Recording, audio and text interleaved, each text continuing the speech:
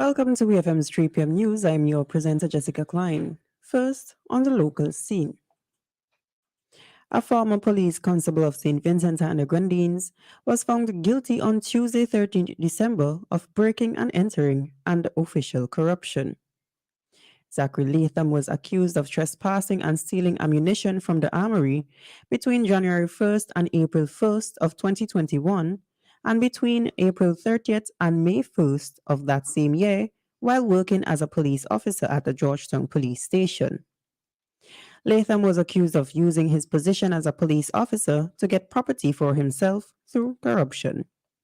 On May 17th, 2022, Latham was cleared of 10 of the 13 charges against him. The accusations included 5 for possessing firearms, 1 for possessing ammunition, 2 for selling firearms, 1 for selling ammunition, and 1 for money laundering. Multiple weapons, including rifles and ammunition, have been seized in recent operations by the Royal St. Vincent and the Grenadines Police Force. The weapons were found at the port in Kingstown on December 15th, and 1 person was arrested as a suspect. The weapons, which were imported into SVG, include 6 handguns and 2 rifles and 200 rounds of 7.62 ammunition. The police revealed their discovery at a press conference on Friday, hosted by the Commissioner of Police, Mr. Colin John, to update the media and the nation on matters of national security. Up to press time, this country has recorded 39 homicides for 2022 so far. Commissioner of Police Colin John thanked the Customs Department and the Narcotics Unit in the Royal St. Vincent and the Grenadines Police Force. Still on the local scene, the Health Ministry of St. Vincent and the Grenadines, in a press release on Friday, said persons older than 65 years or with 1 or more pre-existing conditions are still considered to be vulnerable to serious COVID-19 infections. On Wednesday, December 14th, 2 more persons died due to COVID-19 at the isolation ward of the Milton Cato Memorial Hospital. These deaths were of a 73-year-old female and a 32-year-old male. Both with pre-existing conditions were both fully vaccinated in 2021. As of December 16th, there are 32 active COVID-19 cases on the island. The Ministry of Health, Wellness and the Environment are reminding the public of the importance of following all the proven public health precautionary measures during the Christmas season and beyond. In the region, Guyana's program manager of the National AIDS Program Secretariat, NAPS, Dr. Tariq Jacnarine, said 93% of persons infected with the human immunodeficiency virus, HIV, in Guyana know their status. Speaking recently with the Department of Public Information, DPI, Dr. Jacnarine said Guyana is close to meeting its 95 to 95 to 95 goal, set out by the Joint United Nations Program on HIV and AIDS. For 2021 and 2022, there was a slight increase in the infection of men, which was 1.5% overall and 1.3% for women. He said the 15 to 25 age group is predominantly affected by HIV. Deaths were minimal for the year and were directly related to tuberculosis, HIV, and mother-to-child transmission. He pointed out there is a rapid increase in cases of sexually transmitted infections, STIs, including syphilis, hepatitis B, and gonorrhea.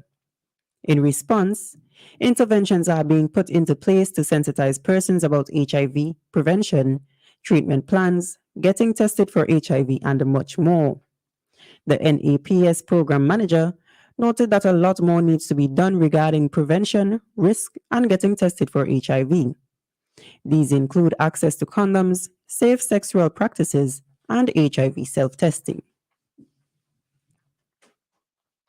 Still on the regional scene, a man from St. Catherine, Jamaica, who pleaded guilty to raping and sodomizing a now 8-year-old girl, will only spend just over 11 years behind bars for the heinous acts after being given 3 concurrent sentences on Friday. The sentences were handed down in the St. Catherine's Circuit Court by Supreme Court Judge Justice Bertram Morrison to the 26-year-old convict, who was charged on a 5-count indictment for buggery, rape, sexual touching of a child, grievous sexual assault, and indecent language, was only sentenced for 3 of the counts as prosecutors offered no evidence on 2. For the count of rape, the man, who was hauled before the court in 2021, was sentenced to 11 years and 4 months at hard labor, 11 years and 4 months for grievous sexual assault, and 10 years for buggery.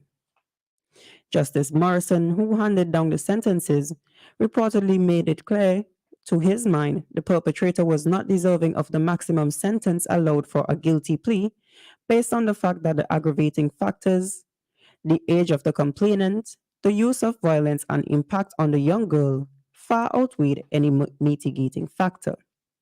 Justice Morrison further said to sentence the perpetrator to any lesser sentence would outrage the public. And on the international scene, 5 people have died after a gunman opened fire at a block of flats in Toronto, Canada. Police responded to reports of the shooting at the building in Vaughan, about 30 kilometers north of Toronto, at 7:20 on Sunday, shooting the suspect dead.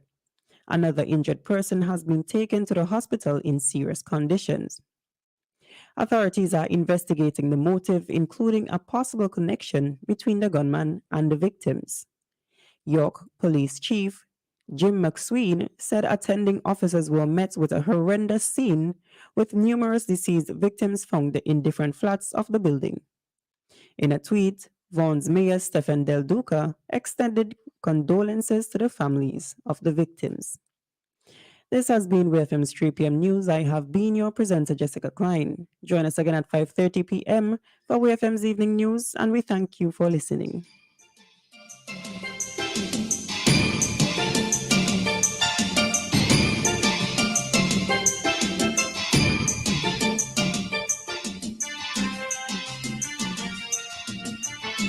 Death is a fact of life. Even though death is a fact of life, that doesn't make it any easier. When dealing with the loss of a loved one, you may try to be strong, but it's really hard sometimes.